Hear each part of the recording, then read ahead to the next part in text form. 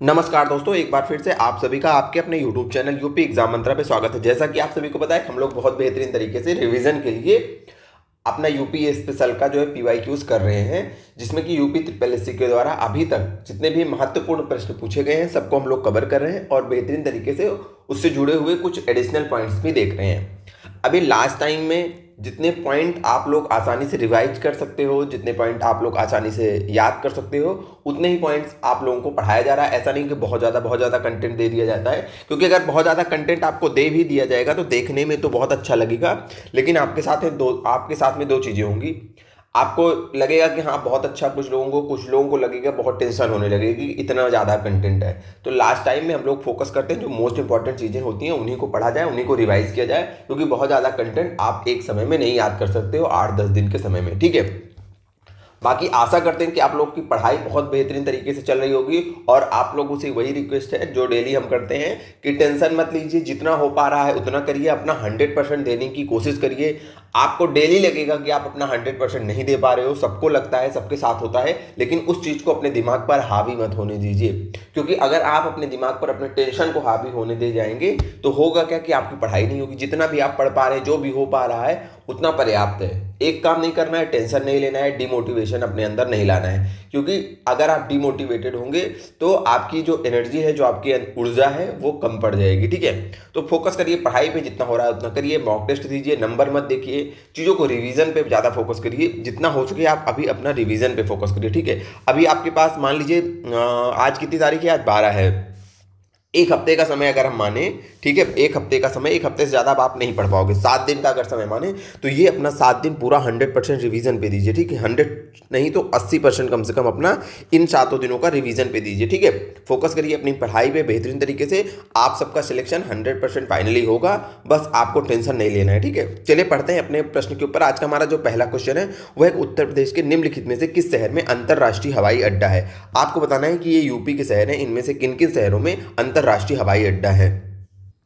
तो इसके पहले सबसे पहले हम देखेंगे कि यूपी में आखिरकार कितने अंतर्राष्ट्रीय हवाई अड्डे हैं, ठीक है।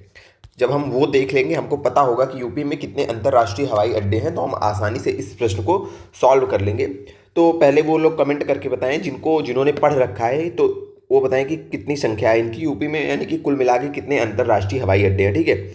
हम यहाँ पे लिख रहे हैं यूपी के प्रमुख अंतर्राष्ट्रीय हवाई अड्डे, ठीक है, हवाई अड्डे। चलिए, तो आपको बताना है, एक हवाई अड्डा है आपका कुशीनगर में, इसका नाम बताइए आप लोग, नाम क्या है। अयोध्या में है एक आपका अंतर्राष्ट्रीय हवाई अड्डा, इसका भी नाम बताइए आप लोग। भाई आप लोगों ने पढ़ रखा है ना, तो पढ़ रखा है तो इतनी चीज़ें तो बताते चल जाया करिए कमेंट में।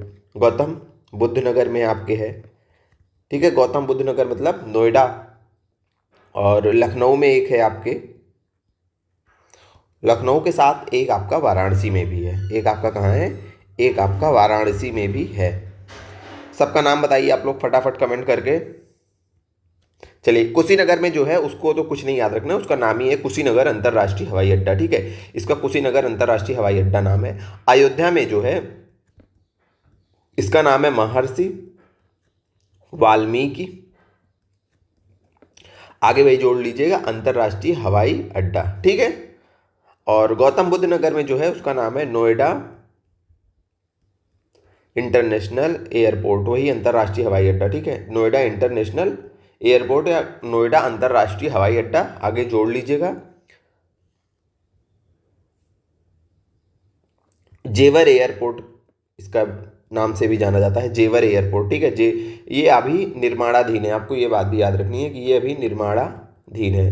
जो आपका जेवर एयरपोर्ट है नोएडा वाला, ये भी क्या है, ये निर्माणाधीन है। लखनऊ में जो हवाई अड्डा है उसका क्या नाम है, वो नाम है आपके चौधरी चरण सिंह जी के नाम से, चौधरी चरण सिंह, आगे आप जोड़ लीजिएगा, ठीक है। ये है कहाँ, तो ये अमौसी में है, ठीक है, अमौसी में, लखनऊ में ही है अमौसी। उसके बाद वाराणसी का जो आपका हवाई अड्डा है वो हमारे लाल बहादुर शास्त्री जी के नाम पे है, तो लाल बहादुर शास्त्री अंतर्राष्ट्रीय हवाई अड्डा। और ये कहाँ है, तो ये वाराणसी के बाबतपुर में है, कहाँ है, बाबतपुर में। और लखनऊ वाला लखनऊ के अमौसी में है, ये आपको याद रखना है, ठीक है। चलिए, ये हो गए आपके प्रमुख अंतर्राष्ट्रीय हवाई अड्डा। तो क्वेश्चन पूछा था कि निम्नलिखित में से किस शहर में है, तो लखनऊ में भी है, लखनऊ के अमौसी में है, और वाराणसी के कहाँ है, वाराणसी के बाबतपुर में है। लखनऊ में जो है वो किसके नाम पे है, वो चौधरी चरण सिंह जी के नाम पे है, और वाराणसी में जो है वो लाल बहादुर शास्त्री जी के नाम पे है। आपको ये दोनों पॉइंट याद रखने हैं। राइट आंसर क्या हो जाएगा हमारा, ऑप्शन सी, यानी ए और बी हमारे दोनों सही हैं। ठीक है, उत्तर प्रदेश में राजमार्गों की कुल लंबाई कितनी है, बताइए आप लोग। राज्य स्टेट हाईवेज की टोटल लंबाई यूपी में कितनी है, और इसी के साथ हम बताएंगे कि जो नेशनल हाईवेज हैं उनकी टोटल लंबाई यूपी में कितनी है। ठीक है, देखिए यूपी स्पेशल में आपके सीधे सीधे फैक्ट भरे पड़े हुए हैं। ठीक है, यहाँ आपको क्या याद रखना है, यहाँ पे आपको फैक्ट रटने पड़ेंगे। ठीक है, और बार बार रटे कैसे जाएंगे फैक्ट, तो बार बार मल्टीपल टाइम जब आप रिवीजन करेंगे, बार बार देखेंगे चीज़ों को, तो दिमाग में चीज़ें सेट हो जाएंगी। तो जो आपके स्टेट हाईवेज की यानी कि राज्य राजमार्गों की कुल लंबाई है, इसको यहाँ पे हम लिख दे रहे हैं ऐसे कि कुल लंबाई, किसकी कुल लंबाई, तो हम देखेंगे कुल लंबाई स्टेट हाईवेज की और नेशनल हाईवेज की। ठीक है, तो स्टेट हाईवेज की जो कुल लंबाई है वो आपकी 8,432 किलोमीटर के अप्रॉक्सीमेटली है। ठीक है, ये अभी जो हमने यहाँ से पढ़े हुए हैं वहाँ से ये आंकड़े हैं, आपको कहीं थोड़ा बहुत अंतर दिख सकता है। ठीक है, बताइएगा क्या इतना ही है, क्योंकि ये तो बनने वाली चीज़ें हैं, जब कोई अपडेटेड आएगा तो हो सकेगा चीज़ों में अपडेट हो चुका होगा। ठीक है, अभी हमारे हिसाब से 8,432 है जहाँ से हमने पढ़ा हुआ है। आप लोग बताइएगा यदि आपको कम ज़्यादा लगता है तो। ठीक है, अप्रॉक्सीमेटली चीज़ें याद रखा करिए। उसके बाद नेशनल हाईवेज का हमने बताया आपको कि इसका कितने 12,123 किलोमीटर, 12,123 किलोमीटर। ठीक है, तो ये दोनों आपको याद रखना है कि यूपी में जो कुल लंबाई है स्टेट हाईवेज की वो 8432 किलोमीटर है, और नेशनल हाईवेज की जो टोटल लंबाई है वो 12,123 किलोमीटर है। ये दिसंबर 2024 तक के आंकड़ों के हिसाब से है। ठीक है, जो ऑफिशियल आंकड़े हैं इसके वो दिसंबर 2024 तक के हैं, तो वहीं से ये हमने लिया है। ये बातें आपको याद रखनी। आपके हिसाब से यदि इन आंकड़ों में कुछ आपको पता है, आपने कहीं पढ़ रखा है, लंबाई कम ज़्यादा है, अगर अप्रॉक्सीमेटली वैल्यू आपको पता है तो ठीक है। ठीक है, अगर बहुत ज़्यादा आप बताइए कमेंट करके कि आपने जो जहाँ से पढ़ रखा है वहाँ कितना लिखा हुआ है।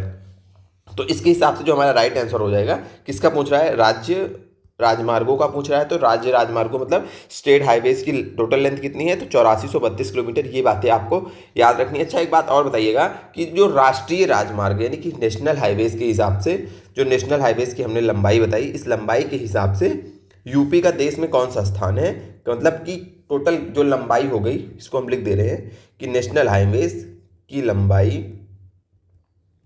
की दृष्टि से यूपी का देश में कौन सा स्थान है, की दृष्टि से यूपी का देश में कौन सा स्थान है। तो ये आपको याद रखना है, यूपी का देश में दूसरा स्थान है नेशनल हाईवेज की लंबाई के दृष्टि से, अगर हम देखें तो। ठीक है, उसके बाद कुछ और चीज़ें हम आपको रिवाइज करवा देते हैं। कल हमने पढ़ाई थी आपको, बताइए, हमने कल आपको बताया था कि यूपी में राज्य सड़क परिवहन निगम का गठन कब हुआ, राज्य सड़क परिवहन निगम का गठन कब हुआ। ये बातें आपको याद रखनी है, बहुत इंपॉर्टेंट पॉइंट्स हैं। राज्य परिवहन निगम का गठन कब हुआ, तो हमने आपको बताया था कि कब हुआ, 1972 में हुआ। कुछ और चीज़ें हमने आपको बताई थी, उत्तर प्रदेश ये हो गया परिवहन निगम, और उसके बाद यूपी राज्य राजमार्ग प्राधिकरण, ये इसका गठन कब हुआ, राजमार्ग प्राधिकरण का, स्टेट राजमार्ग प्राधिकरण। ठीक है, इसका गठन होता है 2004 में। उत्तर प्रदेश राज्य राजमार्ग प्राधिकरण का गठन कब होता है, 2004 में। ये बात आपको याद रखनी है। ठीक है, अच्छा, एक बात और आपसे, अगर कल हमने ये क्वेश्चन बताया था, आप लोग कमेंट करके बताइए कि यूपी से होकर के गुजरने वाला सबसे लंबा राजमार्ग, यूपी से गुजरने वाला सबसे लंबा, ये आपको कमेंट बॉक्स में आंसर में बताना है, सबसे लंबा राजमार्ग। ठीक है, राजमार्ग कल हमने बताया था, आज आपको कमेंट करके बताना है कि चीज़ें आप पढ़ रहे हो, आपको याद है चीज़ें कि नहीं याद है। ठीक है, चलिए बढ़ते हैं अगले प्रश्न की ओर। आज का जो हमारा अगला प्रश्न है, इसका आंसर हमने देखा कि हाँ बी होगा। अगला प्रश्न हमारा है कि उत्तर प्रदेश में निम्नलिखित में से कौन सी नदी परिवहन प्रणालियों द्वारा सेवा प्रदान करती है। मतलब आपको बताना है कि कौन सी नदी है जो परिवहन प्रणालियों से सेवा प्रदान करती है, यानी कि जिससे परिवहन होता है। तो वो आपकी नदी है, पहले हम उसको देख लेते हैं। वो आपकी नदी गंगा नदी है, और ये जो गंगा नदी है ना, इस पर बनाया गया है राष्ट्रीय जल मार्ग। राष्ट्रीय जल मार्ग, जैसे हम स्टेट ये जल, जैसे हम इस हाईवेज देख रहे हैं ना, ऐसे ही वाटर हाईवे मतलब पानी से जो रास्ते बनाए गए हैं उसे जल मार्ग कहते हैं, जो नदियों से बेसिकली होकर के जाते हैं। तो यूपी जो गंगा नदी है ना, यूपी में यहाँ पे एक वाटर हाईवे है। ठीक है, जिसका नाम क्या है, जिसका नाम है वाटर हाईवे, जिसका नाम है आपका राष्ट्रीय जलमार्ग, इसकी संख्या 1 है। ठीक है, यानी कि राष्ट्रीय जलमार्ग 1 जो है ये यूपी में गंगा नदी पे बना हुआ है। बेसिकली ये स्टार्ट कहाँ होता है, तो ये प्रयागराज से स्टार्ट होता है। ये जो है आपका जलमार्ग प्रयागराज से शुरू होता है और ये आपके यूपी से बढ़ते हुए आपके पश्चिम बंगाल में हल्दिया है, पश्चिम बंगाल में हल्दिया है, हल्दिया तक जाता है। ठीक है, तो यूपी से ये बंगाल तक है और यूपी में कहाँ से शुरू होता है, तो प्रयागराज में, और कहाँ ख़त्म होता है बंगाल में, तो पश्चिम बंगाल में, तो हल्दिया में जाकर के ख़त्म होता है। ठीक है, इसकी टोटल लंबाई जो है 1620 किलोमीटर है, 1620 किलोमीटर है। किस नदी पे बना है, गंगा नदी पे बना है। ठीक है, क्वेश्चन भी हमारा वही पूछा था कि उत्तर प्रदेश में निम्नलिखित में से कौन सी नदी नदी परिवहन प्रणालियों द्वारा सेवा प्रदान करती है, तो हमने देखा कि वो कौन सी नदी है, वो गंगा नदी है, जिसपे क्या बना हुआ है, जिसपे हमारा राष्ट्रीय राजमार्ग संख्या 1 है, जो कि प्रयागराज से शुरू होती है और हल्दिया तक जाती है, जिसकी लंबाई 1620 किलोमीटर है। आपको इतनी बातें क्या करनी है, याद रखनी है। ठीक है, इन चीज़ों को भूलना नहीं है। बढ़ते हैं अगले प्रश्न की ओर। तो आज का जो हमारा अगला प्रश्न है वो क्या है कि पूर्वांचल एक्सप्रेसवे की अनुमानित लंबाई कितनी है, हमारा प्रश्न ये है। तो इसी के साथ में हम पूर्वांचल एक्सप्रेसवे देखेंगे। कल हमने जो है यमुना एक्सप्रेसवे देखा था और यमुना के बाद लखनऊ आगरा एक्सप्रेसवे देखा था। ठीक है, आज हम जो देखेंगे, आज हम देखने वाले हैं यमुना एक्सप्रेसवे नहीं, बुंदेलखंड, पूर्वांचल भी देखेंगे और बुंदेलखंड भी देखेंगे। तो पहले हम देखेंगे पूर्वांचल एक्सप्रेसवे। पूर्वांचल एक्सप्रेसवे आप लोगों ने पढ़ रखा हुआ होगा, जितनी चीज़ें आपको पता है दिमाग में फटाफट रिकॉल कर लीजिए पूर्वांचल एक्सप्रेसवे के संदर्भ में। ठीक है, अभी हम बताएंगे तो आप मैच करिएगा कि चीज़ें दिमाग में आपको याद आ रही हैं कि नहीं। सबसे पहले हम क्या देख लेते हैं इन चीज़ों में, सबसे पहले हम एक्सप्रेसवे में हम देखते हैं लंबाई, इसकी लंबाई कितनी है। तो इसकी लंबाई है 340 यानी कि 340.82 किलोमीटर के अप्रॉक्सीमेटली इसकी क्या है, लंबाई है। चलिए, लंबाई के बाद हम देखते हैं कहाँ से कहाँ तक है। तो आपको ये याद रखना है कि गाजीपुर जो है आपका, गाजीपुर से लखनऊ के मध्य, ठीक है, ये गाजीपुर से लखनऊ के मध्य बना हुआ है। अब इसके साथ हम देखेंगे कौन कौन से प्रमुख लाभान्वित जिले हैं, क्योंकि जिलों से भी प्रश्न पूछता है कि कौन सा जिला इसमें शामिल है, कौन से जिले को जोड़ता है, कौन से जिलों को नहीं जोड़ता है। तो हम देखेंगे कहाँ से, ये लखनऊ, ठीक है, लखनऊ, बाराबंकी, उसके बाद अमेठी हो गया आपका, सुल्तानपुर हो गया आपका, अयोध्या हो गया, अंबेडकर नगर हो गया, अंबेडकर नगर हो गया आपका, आजमगढ़ हो गया आपका, और उसके बाद मऊ हो गया, और उसके बाद आपका गाजीपुर हो गया। कौन हो गया, गाजीपुर। तो इतने जिलों को लाभान्वित करता है, यानी कि इतने जिलों को ये जोड़ता है। फिर से हम देख लेते हैं सारे पॉइंट्स को कि पूर्वांचल एक्सप्रेसवे जो है ये गाजीपुर से लखनऊ के मध्य बना हुआ है, लंबाई 340.82 किलोमीटर है। प्रमुख जिले जो इससे लाभान्वित होते हैं लखनऊ, बाराबंकी, अमेठी, सुल्तानपुर, अयोध्या, गाजीपुर, मऊ, आजमगढ़ और अंबेडकर नगर है। इसके साथ हम और एक एक्सप्रेसवे के बारे में देखेंगे, वो है आपका बुंदेलखंड एक्सप्रेसवे। क्या नाम है उसका, उसका नाम है बुंदेलखंड एक्सप्रेसवे, बुंदेलखंड एक्सप्रेसवे। इसके बारे में क्या देखेंगे, वही चीज़ें देखेंगे। लंबाई कितनी है, तो लंबाई इसकी है 296.07 किलोमीटर। ठीक है, उसके बाद और आपको क्या याद रखना है, और याद रखना है कि इससे कौन से जिले हैं जो लाभान्वित होने वाले हैं। तो ये आप जानिएगा कि चित्रकूट, ये लाभान्वित जिले अगर हम बात करें प्रमुख, तो चित्रकूट हो गया आपका, बांदा हो गया, महोबा हो गया, हमीरपुर हो गया, जालौन हो गया, और आपका औरैया हो गया। ठीक है, ये प्रमुख जिले हैं जो कि बुंदेलखंड एक्सप्रेसवे से लाभान्वित होते हैं। इतनी बातें आपको याद रखनी है। इसका उद्घाटन जो है 29 फरवरी को, शिलान्यास, उद्घाटन नहीं शिलान्यास, 29 फरवरी 2020 को हुआ था माननीय प्रधानमंत्री जी के द्वारा। ठीक है, इतनी चीज़ें आपको इसके बारे में याद रखनी है। तो पूर्वांचल एक्सप्रेसवे हो गया, बुंदेलखंड एक्सप्रेसवे हो गया। कल हमने गंगा एक्सप्रेसवे, यमुना एक्सप्रेसवे और आपका लखनऊ आगरा एक्सप्रेसवे के बारे में चर्चा की थी। ठीक है, अब बढ़ते हैं अगले प्रश्न की ओर। आज का जो हमारा अगला प्रश्न है, ये प्रश्न कौन सा था हमारा कि पूर्वांचल एक्सप्रेसवे की अनुमानित लंबाई कितनी है। तो आपको जितने भी हमने एक्सप्रेसवे पढ़ाए हैं सबकी लंबाई आपको याद करनी है, ठीक है, क्योंकि क्वेश्चन उससे आया हुआ है। तो पूर्वांचल एक्सप्रेसवे की लंबाई हमने 340.82 किलोमीटर बताई, तो हमारा ऑप्शन सी हो गया सही। बढ़ते हैं अगले प्रश्न की ओर। आज का जो हमारा अगला प्रश्न है वो ये है कि उत्तर प्रदेश मोटर वाहन कराधान अधिनियम 1997 के तहत विभिन्न श्रेणियों के वाहनों के लिए कर की दरें कैसे निर्धारित की जाती हैं। ठीक है, देखिए ये बेसिकली है क्या, तो पहले हम देखते हैं। देखिए 1 जनवरी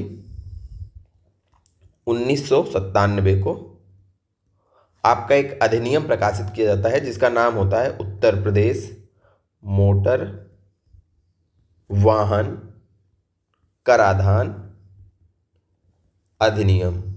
ठीक है, पहली बात आपको याद रखनी है कि प्रकाशित कब हुआ, 1 जनवरी 1997 से। उद्देश्य क्या था, यानी कि क्यों ये लाया गया, ये अधिनियम क्यों आया। तो इस अधिनियम का लाने का उद्देश्य ये था कि राज्य में, यूपी में, यानी कि राज्य में मोटर वाहन जो हैं यात्रियों को ले आने ले जाने वाले और जो माल ढोते हैं, ठीक है, भाड़े पर, इन वाहनों पर क्या लगाना, टैक्स लगाना। मोटर वाहन यात्रियों वाले भी जो हैं वाहन और माल ढोने वाले जो मोटर वाहन है इन पे क्या लगाना, इन पे लगाना टैक्स। क्या लगाना, टैक्स लगाना। ठीक है, ये इसका उद्देश्य था। क्यों लाया गया, तो आपका जो मोटर वाहन कराधान अधिनियम था ये टैक्स लगाने के लिए लाया गया। किसके ऊपर टैक्स लगाने के लिए लाया गया, तो जो भी आपकी गाड़ियां हैं जो कि यात्रियों को ढोती हैं या फिर जो है माल को ट्रांसपोर्ट करती हैं, तो उनके ऊपर लगाने के लिए, क्या, टैक्स लगाने के लिए आपका आया 1 जनवरी 1997 को यूपी मोटर वाहन कराधान अधिनियम। इसमें जो एक इंपॉर्टेंट बात आपको ये याद रखनी है कि ये लगता तो सब पे है, किस पे नहीं लगता आपको ये याद रखना है, क्योंकि क्वेश्चन यहाँ से पूछा जाता है कि ये किस पे नहीं लगता। तो आपको ये याद रखना है कि जो ऐसे जो है वाहन जो आपातकालीन सेवाएं प्रदान करते हैं नागरिकों को, जो आपातकालीन सेवाएं, इमरजेंसी सर्विसेज प्रदान करते हैं, यहाँ पे लिखिए आपातकालीन सेवाएं। आपातकालीन सेवाओं का क्या मतलब है, तो जैसे आपकी एम्बुलेंस हो गई, ठीक है, एम्बुलेंस हो गई, या दमकल की जो गाड़ी होती है वो हो गई, ठीक है, यहाँ पे लिख लीजिए, जैसे आपका दमकल हो गई जिसको फायर इंजन भी बोला जाता है, या फिर आपकी एम्बुलेंस हो गई, इन सब पे ऊपर ये अधिनियम जो है टैक्स नहीं लगाता है। आपको ये बात याद रखनी है, ठीक है, ये याद रखना है किस पे नहीं लगाता है, बस क्वेश्चन पूछेगा तो यहीं से पूछेगा। अच्छा, कब आया ये बात आपको याद रखनी है। दूसरी चीज़ की ये किस आधार पे टैक्स लगाता है, क्या जितने छोटे हैं बड़े हैं वाहन सब पे समान रूप से टैक्स लगाता है, नहीं, सब पे अलग अलग टैक्स लगता है। यानी कि कर की जो दर होती है वो सब पे अलग होती है। तो इसको निर्धारित कैसे किया जाता है कि किस पे जो है भाई, बस पे अलग लगेगा, ट्रक पे अलग लगेगा ना, छोटी गाड़ियों पे अलग लगेगा। तो जो इसको निर्धारित करने का है तो कैसे तय किया जाता है कि किस पे कितना टैक्स लगेगा, तो ये उसकी इंजन की क्षमता के आधार पर। किसके आधार पर, इंजन की क्षमता, यानी कि उस वाहन की इंजन की क्षमता के आधार पर तय किया जाता है कि उस वाहन पर कितना कर लगेगा। ठीक है, इंजन की क्षमता के आधार पर इसकी दरें निर्धारित की जाती हैं टैक्स की। इतनी बातें आपको इससे याद रखनी है यूपी मोटर वाहन कराधान अधिनियम से। ठीक है, प्रश्न हमारा क्या था कि उत्तर प्रदेश मोटर वाहन कराधान अधिनियम 1997 के तहत विभिन्न श्रेणियों के वाहनों के लिए कर की दरें कैसे निर्धारित की जाती हैं। तो अभी हमने बताया कि दरों को निर्धारित करने का एकमात्र आधार क्या है, वो है इंजन क्षमता के आधार पर। किसके आधार पर, इंजन की क्षमता के आधार पर। ये हो जाएगा इसका राइट आंसर। इसके साथ सारे पॉइंट्स आपको याद रखने हैं। ठीक है, अगला प्रश्न फिर से इसी से जुड़ा हुआ है कि उत्तर प्रदेश मोटर वाहन कराधान अधिनियम 1997 के अंतर्गत किस प्रकार के वाहनों को कराधान से छूट प्राप्त है। तो अभी हमने बताया वो कौन से वाहन है जो आपातकालीन सेवाएं प्रदान करते हैं, जैसे आपकी एम्बुलेंस हो गई या आपकी जो दमकल जिसको फायर सर्विस बोला जाता है, फायर इंजन बोला जाता है। तो राइट आंसर क्या हो जाएगा, इसका ऑप्शन बी हो जाएगा राइट आंसर। आशा है कि आप लोगों को यूपी जो है मोटर वाहन कराधान अधिनियम समझ में आया होगा, जो भी इससे जुड़े हुए पॉइंट हैं आपको याद हो चुके होंगे। आगे बढ़ते हैं, आज का जो हमारा अगला प्रश्न है, अगला प्रश्न हमारा ये है कि बदायूं जिले में कौन सा राज्य राजमार्ग है। जो आपका बदायूं है वहां पे कौन सा राज्य राजमार्ग है, आपको इसके बारे में बताना है।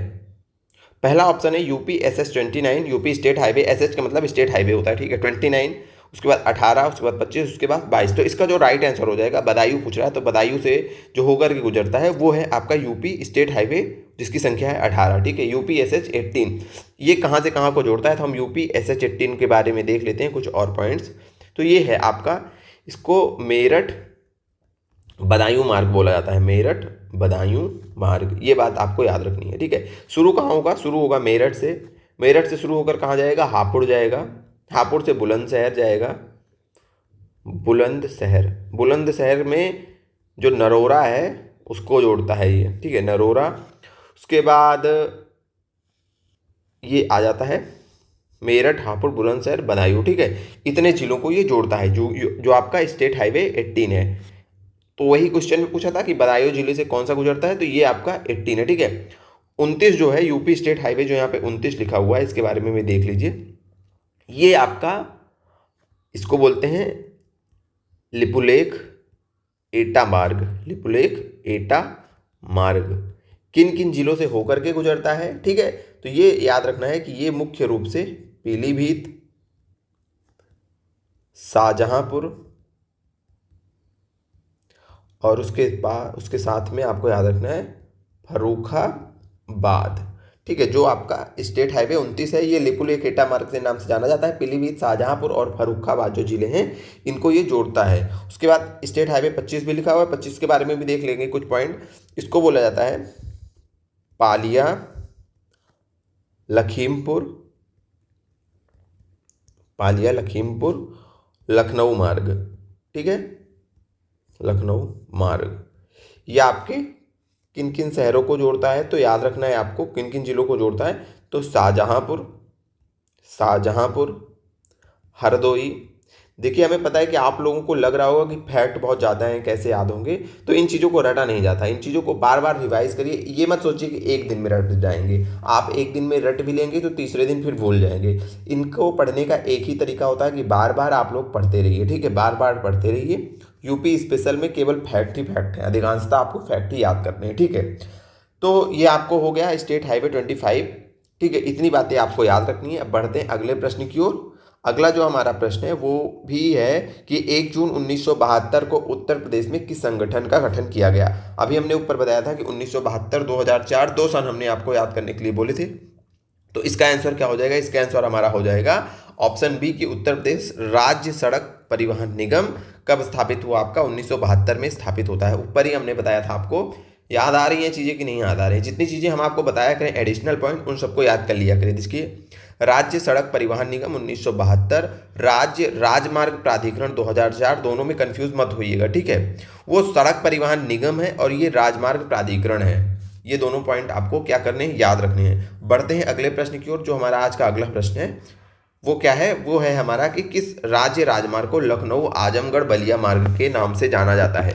इसमें भी हमें कई सारे स्टेट हाईवे दिए हुए हैं, बताना है कि किस स्टेट हाईवे को लखनऊ आजमगढ़ बलिया नाम से जाना जाता है। तो हम आपको बताते हैं। देखिए, हम जितना भी बता रहे हैं आपको ऑप्शंस में, जैसे ऊपर हमने एक तो आपका क्वेश्चन से ही और जो 2 ऑप्शंस थे हमने उनको बताया, तो वो भी आपके इंपॉर्टेंट है, उनको भी आप पढ़ लिया करिए, जो भी एडिशनल बताया करें।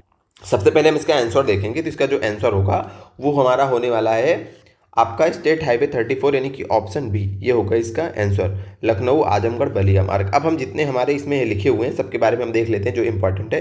जो स्टेट हाईवे आपका 38 है, ये है आपका बिलग्राम, इसको बोला जाता है बिलग्राम और उन्नाव प्रयागराज मार्ग, उन्नाव। तो बिलग्राम उन्नाव प्रयागराज मार्ग के नाम से यूपी स्टेट हाईवे 38 को जाना जाता है, प्रयागराज मार्ग। अच्छा, उसके बाद जो 42 है, ये स्टेट हाईवे 42 है, इसको हमीरपुर महोबा जिलों को ये जोड़ता है, ठीक है। इसमें याद करना है हमीरपुर और महोबा को ये जोड़ता है। और स्टेट हाईवे जो 36 है, इसको बोला जाता है लखनऊ रायबरेली, लखनऊ रायबरेली जौनपुर वाराणसी मार्ग, जौनपुर वाराणसी मार्ग। ये हो गया आपका स्टेट हाईवे 36, ठीक है। इतनी बातें आपको याद रखनी है। कुछ आंसर जो बी ऑप्शन है SS 34, इसको बता ही दिए कि ये लखनऊ आजमगढ़ बलिया मार्ग है, तो सारे आपको रट लेने हैं, ठीक है। अगले प्रश्न पे अगर बढ़ें तो हमारा आज का अगला प्रश्न है कि कौन सा एक्सप्रेसवे ग्रेटर नोएडा को आगरा से जोड़ता है। कल ही हमने आपको बताया था कि लखनऊ आगरा जो एक्सप्रेसवे है, आगरा लखनऊ एक्सप्रेसवे है, वो ग्रेटर नोएडा को आपके आगरा से जोड़ता है। पूर्वांचल एक्सप्रेसवे के बारे में भी हमने आपको बता दिया, यमुना एक्सप्रेसवे के बारे में कल बताए थे, बुंदेलखंड एक्सप्रेसवे के बारे में हमने आपको आज बता दिया, ठीक है। अब जो हमारा अगला प्रश्न है वो है कि यूपी RRDA का पूर्ण रूप क्या है? ठीक है, तो इसका पूर्ण रूप होता है उत्तर प्रदेश, एक सेकेंड, इसका पूर्ण रूप होता है उत्तर प्रदेश यानी कि UP rural road development agency. ठीक है, ये इसका फुल फॉर्म हो गया। और इसकी स्थापना अगर आपसे पूछी जाए तो ये होती है 2003 में। 2 पॉइंट आपको इससे याद रखने, तो इसका राइट आंसर क्या हो जाएगा? उत्तर प्रदेश रोड मतलब सड़क डेवलपमेंट एजेंसी। ठीक है, सड़क विकास एजेंसी, ऑप्शन डी इसका राइट आंसर हो जाएगा। ये बातें आपको ध्यान रखनी है क्योंकि हम भी पहले बहुत कंफ्यूज होते थे कि ए का मतलब कभी कभी अथॉरिटी लगा देते यानी कि प्राधिकरण, जैसे ऑप्शन सी देख के टिक कर देते थे। ठीक है, तो ए फॉर एजेंसी है, इसको याद रखिएगा क्योंकि सारे मिलते जुलते ऑप्शन है। जैसे देखिए आर से रूरल भी होता है और आर से रीजनल भी होता है, तो क्षेत्रीय सड़क विकास प्राधिकरण एसोसिएशन आप करते कंफ्यूज हो जाएं तो ये नहीं होगा। ए फॉर एजेंसी है और ये ग्रामीण है, इन दोनों में आपको कंफ्यूज नहीं होना है। ठीक है, उत्तर प्रदेश ग्रामीण सड़क विकास एजेंसी इसका फुल फॉर्म है, हरदम आपको दिमाग में बैठा के रखना है। बढ़ते हैं अगले प्रश्न की ओर। तो जो आज का हमारा अगला प्रश्न है वो ये है कि उत्तर प्रदेश में कौन सा राष्ट्रीय राजमार्ग मुरादाबाद में NH9 के जंक्शन से शुरू होता है और चंदौसी बबराला अलीगढ़ से होकर गुजरता है और आगरा में NH44 के जंक्शन पर समाप्त होता है। तो ये जो आपका है राजमार्ग, इसका राइट आंसर होगा NH509। तो जो आपका राष्ट्रीय राजमार्ग संख्या 509 है ये बेसिकली आपके मुरादाबाद, चंदौसी, बबराला, अलीगढ़ और आगरा इन जगहों को जोड़ती है। तो लिख लीजिए, ये लिखा ही है यहाँ पे कि मुरादाबाद, चंदौसी, बबराला, अलीगढ़ से होकर के ये गुजरता है। और मुरादाबाद में स्टार्ट कहाँ से होता है? तो जहाँ पे NH9 का जंक्शन है, NH9 से स्टार्ट होता है। और इंड कहाँ होता है? तो आगरा में NH44 पर आकर के ये इंड हो जाता है। और ये है कौन आपसे पूछ रहा है? तो NH509। यही आपको बेसिकली याद रखना है कि मुरादाबाद, चंदौसी, बबराला और अलीगढ़ से होकर के ये गुजरता है, ये बात आपको याद रखनी है। अब इसमें 19 दिया है तो इसके बारे में भी आप लोग पढ़ लीजिए। ये आपके आगरा, एक सेकेंड, आगरा, मथुरा, अभी हमने ऊपर स्टेट हाईवेज के बारे में देखा था, ये नेशनल हाईवे है। ठीक है, मथुरा, कानपुर, प्रयागराज, वाराणसी, इन जिलों से होकर के गुजरता है आपका नेशनल हाईवे 19। 509 के बारे में हमने देख लिया। NH जो 34 है आपका, 34 के बारे में NH34 जो है ये आपको याद रखना है कि ये जो है आपके उत्तराखंड, हाँ उत्तराखंड से बेसिकली शुरू है। जो गंगोत्री है, गंगोत्री सुने होंगे आप, वहाँ से ये मध्य प्रदेश तक है। ठीक है, मध्य प्रदेश में एक स्थान है लखनादो। ठीक है, ये आपके NH34 के बारे में है। ठीक है, आगे बढ़ते हैं। अगर आप यूपी के, मान लीजिए यूपी के कुछ जिलों को पूछता है कि NH34 पर यूपी के कौन से जिले हैं, हालांकि आप अब इतनी ज़्यादा चीज़ों को याद नहीं कर पाओगे क्योंकि अब चीज़ें ज़्यादा हो रही हैं, बट आप एक बार लिख लीजिए। आपका मेरठ हो गया, बुलंदशहर हो गया, ये पूछेगा नहीं। ठीक है, बुलंदशहर हो गया, संभल हो गया, बदायूं हो गया आपका, बरेली हो गया आपका, फर्रुखाबाद हो गया, इटावा हो गया, ऐसे। ठीक है, इतने हैं, आपको याद नहीं करना है, बस हमने एक बार लिखवा दिया। दिमाग में रहना चाहिए कि उत्तराखंड से शुरू है, मध्य प्रदेश तक आएगा, तो एक दिमाग में स्ट्रक्चर बना लीजिए कि अच्छा इधर इधर से होकर के आ सकता है, रटना नहीं है। ठीक है, बस आपको जहाँ जो शहर, ये जो हम नाम बोल रहे हैं जिलों का, इनको एक बार मैप में देखिए उत्तराखंड और मध्य प्रदेश को जोड़ते हुए कि मेरठ, बुलंदशहर, संभल, बदायूं, बरेली, फर्रुखाबाद, इटावा। ठीक है, इन चीज़ों को एक बार ध्यान में देखिए। इस टाइप के क्वेश्चन ना रटा मत करिए, मैप रखा करिए सामने, एक बार, 2 बार, 3 बार उसे मैप में देखा करिए। ठीक है, ऐसे देख करके कि अच्छा इन जिलों से होकर के गुजर रहा है, तो एक विजुअल मेमोरी क्रिएट होगी आपके दिमाग में। जो विजुअल मेमोरी होती है वो ज़्यादा समय तक चलती है। अगला प्रश्न ये है कि अच्छा हवाई अड्डों का नाम लिखा हुआ है, कहाँ पे कौन सा हवाई अड्डा है, उनका नाम बताना है। हमने स्टार्टिंग में ही आपको करवा दिया था। तो क्वेश्चन नंबर 13 होमवर्क है, आप इसका आंसर कमेंट बॉक्स में बताइएगा। इसके बारे में ऐसी कोई जानकारी नहीं है जो हमने आपको ना दी हो, स्टार्टिंग में ही हमने पूरी जानकारी आपको दे दी थी। ठीक है, प्रमुख निर्यात केंद्रों को वाराणसी, प्रयागराज से होते हुए हल्दिया बंदरगाह से जोड़ता है। कौन सा वो नेशनल आपका ये वाटरवे है? तो आपका है आपका NW1। ठीक है, नेशनल वाटरवे 1। जलमार्ग, राष्ट्रीय जलमार्ग संख्या 1 हमने बताया था ना, गंगा नदी से है आपका होकर के गुजरता है। स्टार्टिंग पॉइंट प्रयागराज है, एंडिंग कहाँ है? हल्दिया में। ठीक है, अब बढ़ते हैं अगले प्रश्न की ओर। तो जो हमारा आज का अगला प्रश्न है वो है उत्तर प्रदेश राज्य राजमार्ग प्राधिकरण का गठन किस वर्ष हुआ। स्टार्टिंग में हमने आपको बताया था किस वर्ष हुआ, 2004 में हुआ। बढ़ते हैं अगले प्रश्न की ओर। देखिए जिन प्रश्नों पे डिस्कशन की आवश्यकता है हम कर रहे हैं, जो प्रश्न हम करवा चुके हैं अभी के अभी उन पे कोई डिस्कशन कर नहीं रहे हैं, ठीक है। उत्तर प्रदेश का सबसे बड़ा सौर ऊर्जा संयंत्र निम्नलिखित में से किस जिले में स्थापित किया गया। देखिए इसका जो राइट आंसर होगा वो होगा मिर्जापुर, और ये बात अभी की नहीं है, ये बात है आपके 2018 की। कब की बात है, ये है आपके बात 2018 की। आपके इंडिया में आए हुए थे फ्रांस के राष्ट्रपति इमैनुअल मैक्रो और हमारे प्रधानमंत्री मोदी जी ने मार्च 2018 में मिर्ज़ापुर में इस सौर ऊर्जा संयंत्र की क्या की, इसका उद्घाटन किया, इसको स्थापित किया। और इसकी क्षमता जहाँ तक हमें याद आ रही है 75 मेगावाट है, ठीक है। और इसमें सहयोग भी लिया गया है एक फ्रांसी। अब फ्रांस के जो है आपके राष्ट्रपति जो है वो उद्घाटन में शामिल हैं, मतलब फ्रांस का भी इसमें कुछ ना कुछ सहयोग रहा होगा। तो याद करना है कि फ्रांस की एक कंपनी है इंजी, उसी के सहयोग से ये बनाया गया है। इतनी बातें आपको याद रखनी है, ठीक है। आगे बढ़ते हैं। नेक्स्ट प्रश्न जो हमारा है वो क्या है कि उत्तर प्रदेश में आईटी, टेक्सटाइल, हस्तशिल्प और गैर पारंपरिक ऊर्जा जैसे विभिन्न क्षेत्रों को पूरा करने के लिए राज्य में कितने एसईजेड का फुल फॉर्म होता है विशेष आर्थिक क्षेत्र को मंजूरी दी गई है। इसका राइट आंसर क्या होगा, कितने आर्थिक क्षेत्रों को एसईजेड को यूपी में मंजूरी दी गई है। तो इसका जो राइट आंसर होने वाला है वो होगा आपका ऑप्शन ए जो है हमारा 31, ठीक है। इसके अलावा कुछ पॉइंट भी इससे अगर जुड़े हुए हम देख लें तो हमारे लिए अच्छा होगा। सबसे पहले देखेंगे, देखिए सबसे पहले समझेंगे कि एसईजेड जो है हमारे ये क्यों बनाए गए। तो बेसिकली जो आपके एसईजेड मतलब विशेष आर्थिक क्षेत्र जो हैं इनको बनाया गया, जो आपकी सूचना प्रौद्योगिकी है यानी कि इंफॉर्मेशन टेक्नोलॉजी है, वस्त्र यानी कि टेक्सटाइल भी है, और जो हस्तशिल्प उद्योग है आपका, और जो पारंपरिक ऊर्जा से जुड़े हुए क्षेत्र हैं, पारंपरिक ऊर्जा, ठीक है। इन क्षेत्रों को बढ़ावा देने के लिए एसईजेड जो है आपके इनकी स्थापना हुई। और कितने एसईजेड को मंजूरी दी गई है तो ये आपको याद रखना है 31, ठीक है। अब ये आपके एसईजेड हो गए। अब इनका क्षेत्र यानी कि जो एसईजेड स्थापित होंगे उसमें कितने जो है सूचना प्रौद्योगिकी को से जुड़े होंगे, कितने जो है आपके मल्टी प्रोडक्ट से जुड़े होंगे, कितने वस्त्र और कितने शिल्प से जुड़े होंगे, उनकी बात हम करेंगे। तो देखिए जैसे टोटल जितने एसईजेड स्थापित होंगे उसमें जो है आपकी जो सूचना प्रौद्योगिकी है यानी कि आईटी से जुड़े होंगे 74% लगभग अप्रॉक्सीमेटली, ठीक है।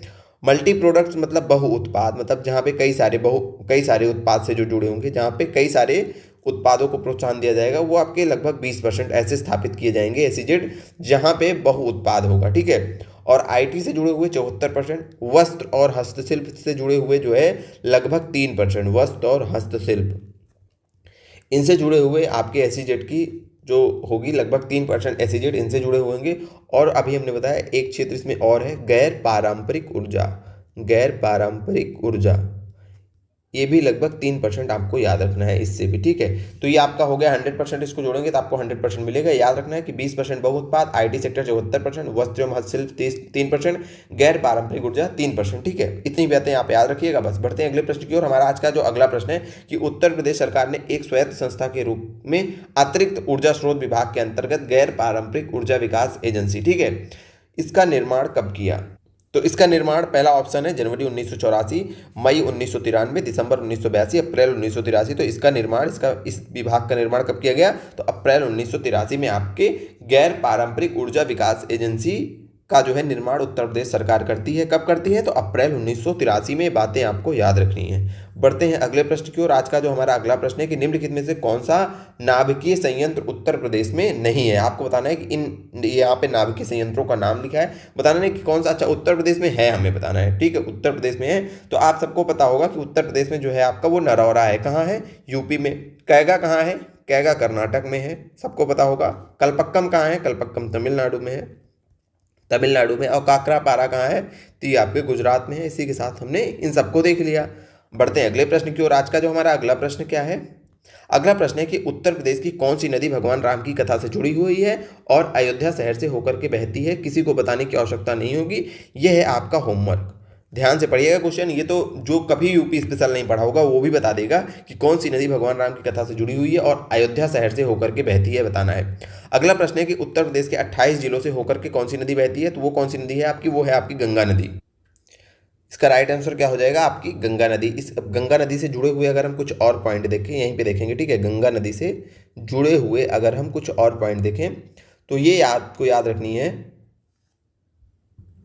इसका उद्गम क्या है। तो इसका उद्गम है गोमुख, ठीक है, गंगोत्री हिमनद, ठीक है, गंगोत्री हिमनद से निकलती है और उस स्थान का क्या नाम है, उस स्थान को गोमुख नाम से जाना जाता है, ठीक है।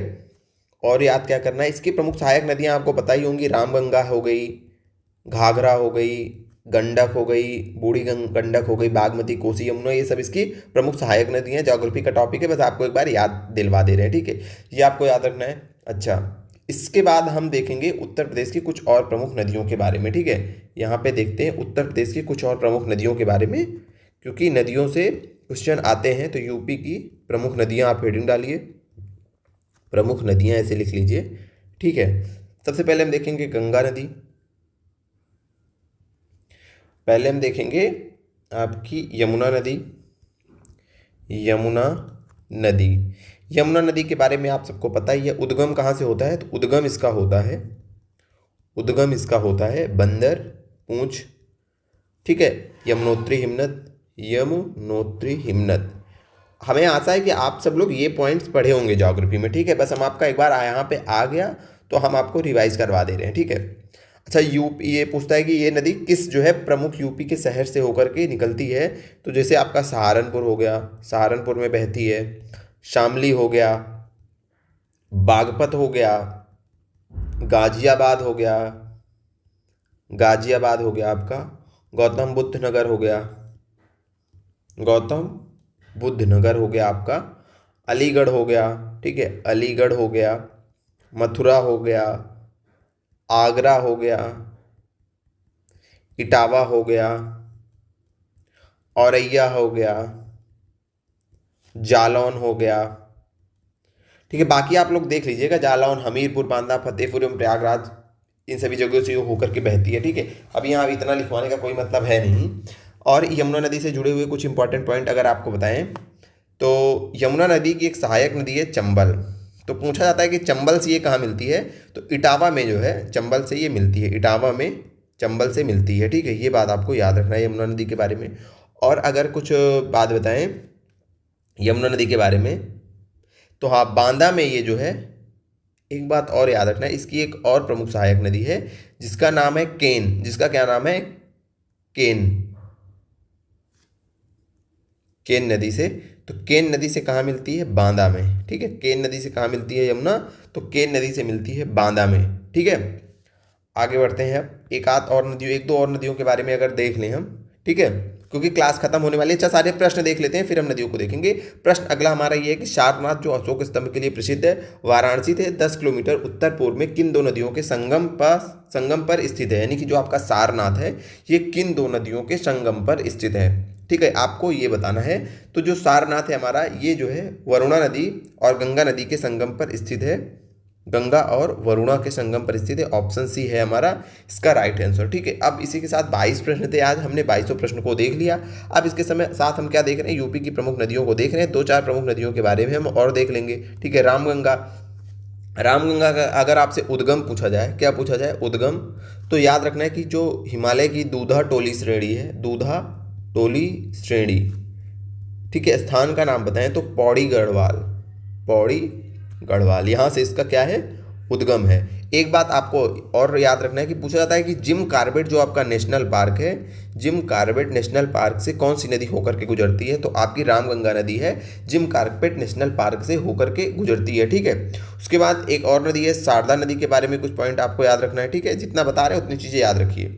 शारदा नदी के बारे में क्या याद रखना है, इसका उद्गम पूछे कहाँ से होता है, तो आपका मिलाम ग्लेशियर का नाम सुने हैं, मिलाम ग्लेशियर, यहाँ से इसका उद्गम होता है, ठीक है, मिलाम ग्लेशियर। और ये किस श्रेणी में स्थित है, तो जो कुमाऊँ हिमालय वहाँ पे आपका मिलाम ग्लेशियर स्थित है, ठीक है।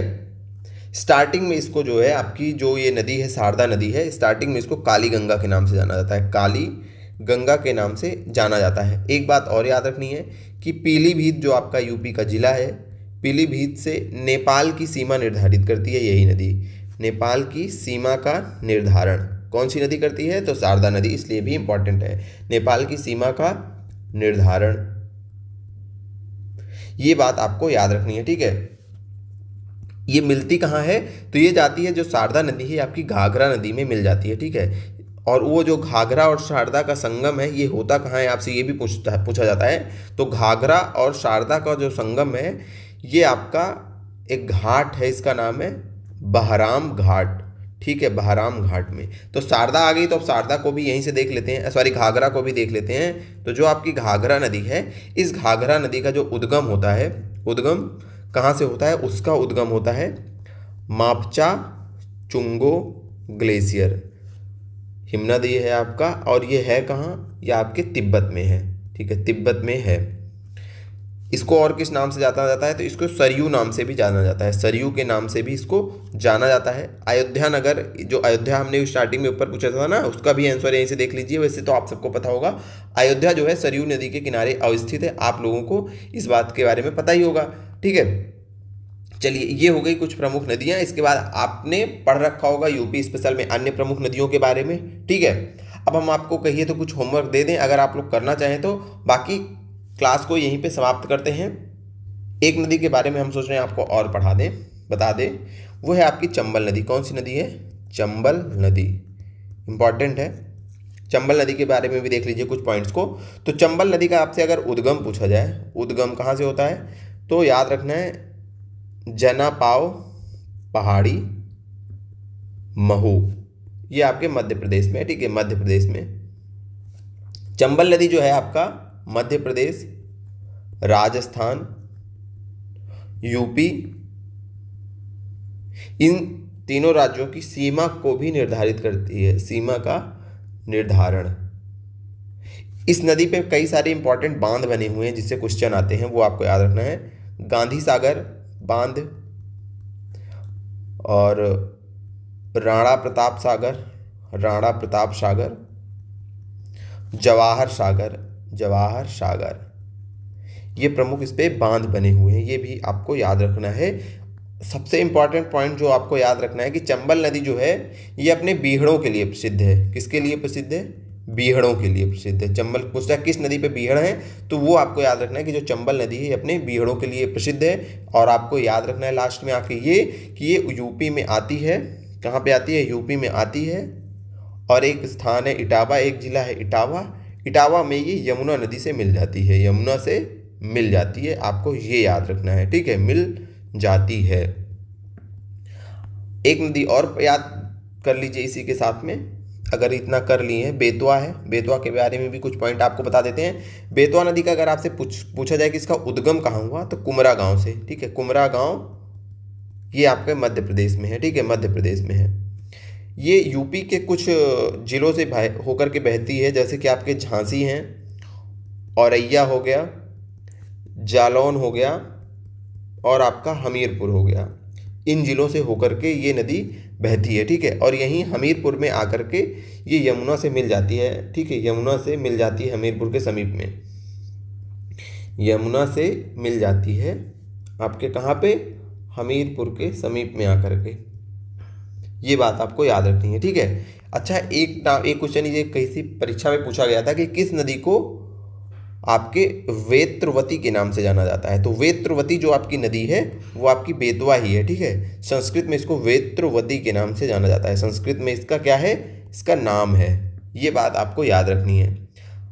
बेतवा के साथ अच्छा कुछ और नदियां हैं, केन नदी है, टोंस नदी है, इन सबको आप लोग एक बार ध्यान दे लीजिएगा, जा करके पढ़ लीजिएगा, ठीक है। अब सारी नदियों के बारे में बताएंगे, क्योंकि हमने बताया कि ये कोई यूपी स्पेशल की उस तरीके की क्लास है नहीं कि हम एक तरफ से चीज़ों को करवा रहे हैं, क्योंकि उतना टाइम नहीं है, उतने पहले से हम आप लोगों से जुड़े भी नहीं है कि सारी चीज़ें कवर करवा दी जाए। रिवीजन के तौर पे है, तो जो हमको इंपॉर्टेंट लग रहा है हमने उसका जो है रिवीजन आप लोगों को करवा दिया, ठीक है, उतनी चीज़ों का रिवीजन करवा दिया। बाकी जैसे आपकी टोंस नदी है और सोन नदी है, केन नदी है, इन सब के बारे में आप एक बार पढ़ लीजिएगा। गोमती है आपकी, ठीक है, गोमती के बारे में एक पॉइंट याद रखिएगा कि फुलहर झील से निकलती है। गोमती कहाँ से निकलती है? गोमती फुलहर झील से निकलती है। ये क्वेश्चन कई बार आया हुआ है, ठीक है। तो गोमती के बारे में एक पॉइंट आप लोग याद रख लीजिएगा, लिख दे रहे हैं। जो आपकी गोमती नदी है, ये इंपॉर्टेंट क्वेश्चन है, गोमती नदी का उद्गम कहाँ से है? तो फुलहर झील से। किस झील से? फुलहर झील से। यहाँ पे लिख दे रहे हैं फुलहर झील, इसको गोमत ताल भी बोला जाता है। क्या बोला जाता है? गोमत ताल। ठीक है। अब आपको कुछ चीज़ें हम और बता रहे हैं। एक बहुत इंपॉर्टेंट चीज़ है, उसको भी आज ही की क्लास में सोचे थे बताने के लिए। उत्तर प्रदेश से जो प्रमुख रामसर स्थल हैं वो कहाँ हैं? उत्तर प्रदेश के, यूपी के प्रमुख रामसर स्थल, इनकी एक आपको कहाँ है इसको याद कर लीजिएगा। ठीक है। पहला है आपका बखीरा पक्षी वन्यजीव विहार। जिन्होंने पढ़ रखा है वो बताएंगे कहाँ है वन्यजीव विहार। उसके बाद दूसरा हैदरपुर आर्द्रभूमि। हैदरपुर आर्द्रभूमि बताइए ये कहाँ है? जिन्होंने पढ़ रखा है वो कमेंट में बताएंगे, जिन्होंने नहीं पढ़ रखा है उनको याद करना है। ठीक है, फटाफट बताइए। देखें आप लोगों की तैयारी हुई है कि नहीं। सूर सरोवर कहाँ है बताइए? सूर सरोवर। और यहाँ से प्रश्न देखिएगा, आपको मिलेगा देखने के लिए। ठीक है। पार्वती, अब चाहे वो यूपी स्पेशल में आ जाए या फिर इन्वायरमेंट में आ जाए, पार्वती अर्गा पक्षी अभ्यारण्य। काफ़ी कुछ चीज़ें इसमें आपको पता भी होंगी कहाँ है ना। पार्वती अर्गा पक्षी अभ्यारण्य, पक्षी बिहार, या बोल दीजिए पक्षी बिहार।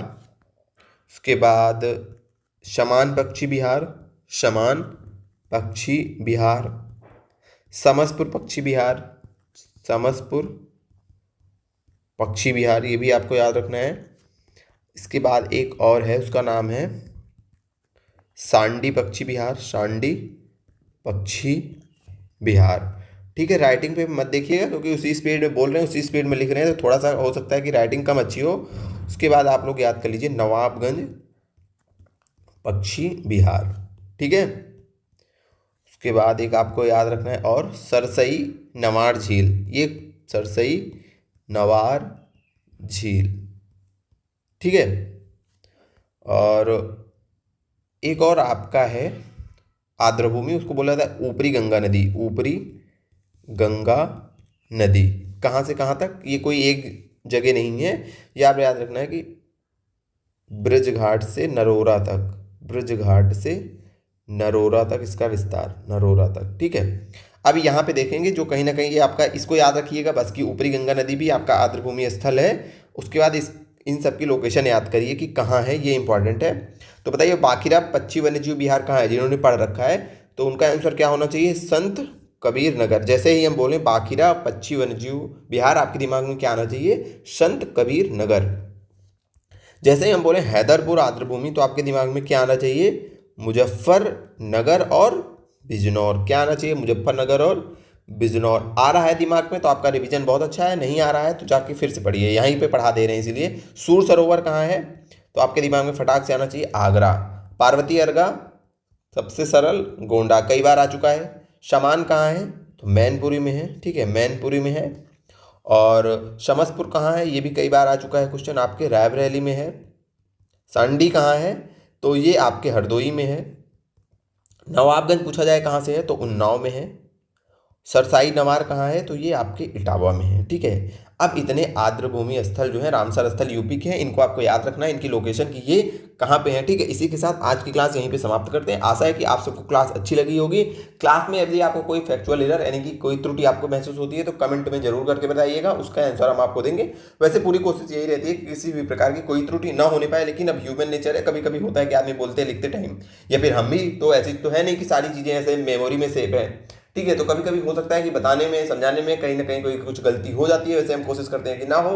इस प्रकार की यदि कोई गलती त्रुटि आपको मिलती है तो कमेंट करके बताया करिए। किसी भी प्रकार के सुझाव किया सकता है तो अवश्य दिया करिए। बाकी आप लोगों के लिए इतनी मेहनत की जा रही है तो क्लास को यदि आप अपने फ्रेंड्स के साथ या किसी अपने स्टडी सर्कल में शेयर करेंगे तो हमें बहुत अच्छा लगेगा, क्योंकि ज़्यादा लोग जब क्लासेस को देखते हैं, मेहनत करके बनाई जाती है, तो अधिकांश लोग जब व्यू आता है तो अच्छा लगता है देखने में, आप सबको पता ही होगा। बाकी इस क्लास का पीडीएफ आपको हमारे टेलीग्राम चैनल यूपी एग्जाम मंत्रा पे मिल जाएगा, यूपी एग्जाम मंत्रा पे। ठीक है। यहाँ पे इसका पीडीएफ मिल जाएगा। जो रेगुलर जुड़े हुए हैं उनको पता है कि हर एक क्लास का पीडीएफ हम लोग प्रोवाइड करते हैं। बाकी अगर आप लोग फर्स्ट टाइम आए हैं चैनल पे तो चैनल को सब्सक्राइब कर लीजिए। मिलते हैं फिर से किसी नई क्लास में।